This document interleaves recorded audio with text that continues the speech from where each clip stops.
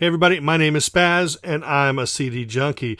Today's episode of CD Junkie, I'm going to be talking about a band that I have been into for 4 decades, and they are absolutely fabulous. They are a British band, and they go by the name of FisherZ. That's right, it says FisherZ, doesn't it? But you have to remember that this is a British band, so they pronounce that final letter of the alphabet as Z.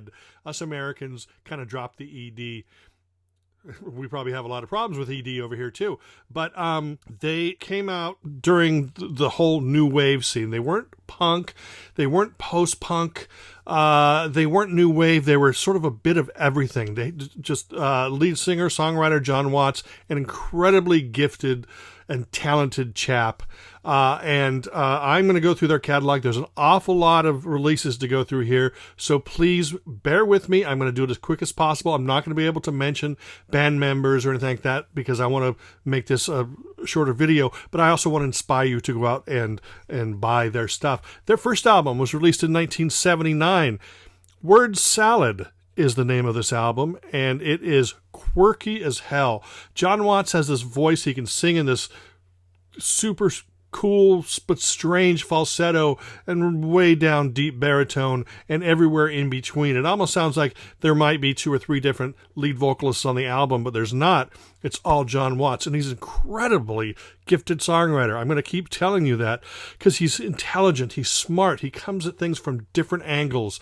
And this is new wavy because it has keyboards. The Worker was a big hit off of this album. It has keyboard, guitar, bass, drums, sort of odd, sometimes weird rhythms to the songs. At first I thought maybe because of like this cover, it might have been like a prog album. So I didn't buy this album when it first came out. This was one of 2 albums that came out in the US. But Word Salad, first debut album, very, very cool band. But this is the album that I got into them on. This is Going Deaf for a Living. Fantastic. I bought this album because I thought the album cover looked cool. I hadn't heard it yet, but shortly after I bought it, So Long started getting played on KROQ down in Southern California where I lived. Then I started seeing the video on some of the Night Flight type TV shows. But this is an incredibly great record. Going Deaf for a Living, great song. Room Service is quirky and great. So Long is probably one of the greatest songs of the era. Fantastic. That's the song maybe you should check out if you want to see what their early stuff sounded like. The Worker is another song from the first album. Anyway, Going Deaf for a Living, 1980. 1981, they had lost their keyboard player and were now a trio. Red Skies Over Paradise, another great album. Less keyboardy, obviously, but there were some keyboards in there. But Marlise was the song that got a lot of attention off of this album. And then after this album had come out in 1981, the band split. But John Watts rebounded pretty quick with a solo album called One More Twist in 1982. And notice how the CD reissue says John Watts of FisherZ fame. Still in my mind, whenever I see that logo, my mind reads FisherZ, because that's, for the first 10 years I called him FisherZ, because no one else ever talked about him except me. But anyway, this is a fantastic album. See, the thing about, when you listen to FisherZ albums and John Watts albums, he's got a lot of holy shit moments where, you listen to an album and you go, okay, well, this next album, that last album was fantastic. What's this next album? How can he top that? And then he comes out with like a song called One Voice or Involuntary Movement, and it's like, God, holy shit, he did it again. So anyway, that was 1982. He followed that with another album called The Iceberg Model in 1983. Again, John Watts of FisherZ fame. This is another great album. I Smelt Roses in the Underground is another great song. I Was in Love with You is a great song. Fantastic. This is more keyboardy. It's not synth pop, but he's adding more keyboards into the sound. And then after this came out, this was 83, he formed a band with the FisherZ bassist, Dave Graham, and formed a band called The Cry. And this was sort of taking off where the Iceberg Model left off, where it's a little more keyboardy, a little more maybe commercial in a way. But I guess it wasn't commercial enough because it didn't do that well, but it's a great record because it sounds like it's an extension of FisherZ. And that is called Quick, Quick, Slow, came out in 1984. It was another 3 years before John Watts returned with a brand new FisherZ album. But basically, this is a whole new lineup and a whole new sound. This is much more commercial, much more produced. It's very 1980s sound. But again, it's John Watts, incredibly gifted and amazing songwriter. Hit off of this would have been like Perfect Day. There's also like Tallulah Tomorrow and Leave It to the Businessmen to Die Young. Fantastic album. Again, it's a stylistic change, but he was moving with the times. He was always staying contemporary. He wasn't falling into, this isn't a Johnny Hates Jazz album or anything like that. But he's staying contemporary in terms of what he has available in the studio. He then, in 1989, released an album called Fish's Head. Remember how it's FisherZ? Because it rhymes with Fish's Head. This continues along the same trend as the Reveal album from 1987. Say No's a fabulous song on this. Fantastic album. But then he disappeared for 3 years. Came back with another, just like a holy shit moment. Right here, Destination Paradise, 1992. This just blew my mind. He trimmed everything away and came out with this album that was guitar-based again, but a lot of acoustic guitars. So he was approaching his music at a different angle, and it wasn't as quirky as his early stuff, but his songwriting, I'm not going to say it again, but this has some of my favorite FisherZ songs. Destination Paradise is just an incredible, amazing record. Anyway, he came out then again in 1993 with Kamikaze Shirt. This album didn't continue that trend. It kind of had a similar sound on some of the songs, but then there was like a more 1993 contemporary sound to it. You'll know when you actually hear the album. It's a varied album. He doesn't stand still for too long, but Peaches and Cream is one of my favorite FisherZ songs. Then along comes Stream in 1995. Look, I even have tour dates there if I ever get a time machine and want to go back in time. Fantastic album. This goes back to that sort of acoustic and electric bass sound of Destination Paradise from a few years before. Another interesting thing about this album, first off, fantastic songs. Dream Wedding is one of my favorites. But this was co-produced by and features Pete Glenister, who was in the band The Hitmen, the UK band. The one who had Aim for the Feet and Torn Together albums. Pete Glenister also worked with a bunch of people, including like some of the later Kirsty MacColl albums. But fantastic album, Stream, that came out in 1995. Then he dumped the FisherZ name again, came out with an album called 13 Stories High under the name J.M. Watts. Yeah, it starts to get confusing, by the way, but still brilliant songs. This continues in the edgier guitar pop rock. A lot of great songs on that album. That's called 13 Stories High from 1997.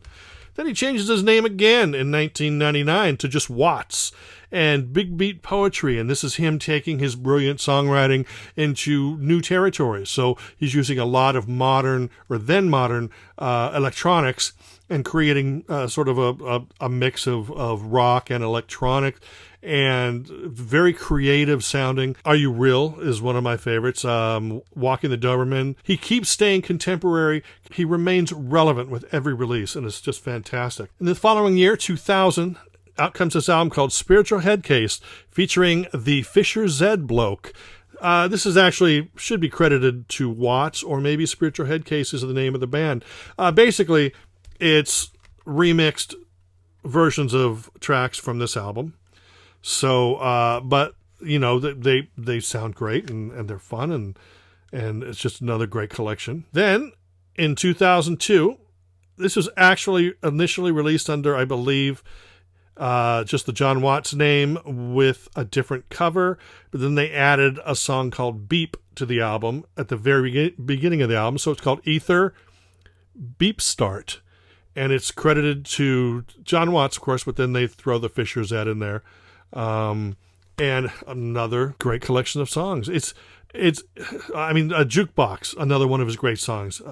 he just doesn't stop. He doesn't stop creating great music. He's kind of like Ian McNabb, where his best years should have been 30, 35 years ago, but no, his best years are every year he's putting out music.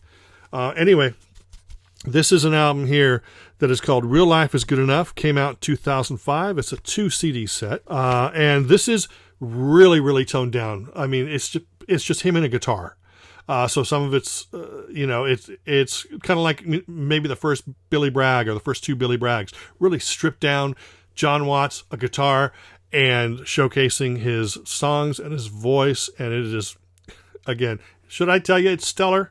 Should I tell you it's wonderful? Should I tell you he's a brilliant songwriter? Yeah, I keep saying it. Now, 2 years later, he followed up this album. Now, the song Real Life is Good Enough. The lyrics that come after that in the song are It Has to Be. So in 2007, he put out an album called It Has to Be, which I never seemed to get a hold of on CD, which is a real shame. That's the only FisherZ John Watts album I don't have.